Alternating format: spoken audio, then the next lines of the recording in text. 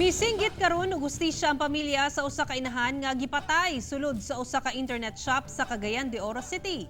Ang detalye sa report ni Cyril Chavez.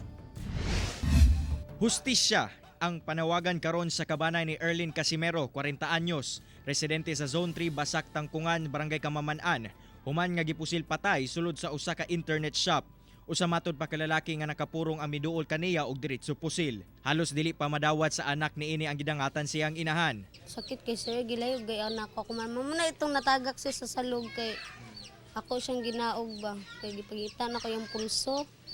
Wala namang gyud. Dako ang pagtuo sa live-in partner sa biktima nga kaila ra niini ang mga sospek. Aduna kuno kini naisgutan nga iyang kabangi. Sakit gam siya kay siyempre ikaw. Sa kamera mo nga tuig naguban, di ba? Dali ra kay mawala sa mo. Kulang pa kay sa mo bitaw nga. Mawala siya. Ako, o kabalon sa hanggang buhaton. Gawas sa nakabangi sa biktima, ginalantaw sab sa kapulisan ang anggulo nga adunay atraso ang biktima labi pa nga nalambigit matud pa kini sa illegal drug trade. Regarding sa illegal drug trades, transaction, o maunang atong ginasiruin.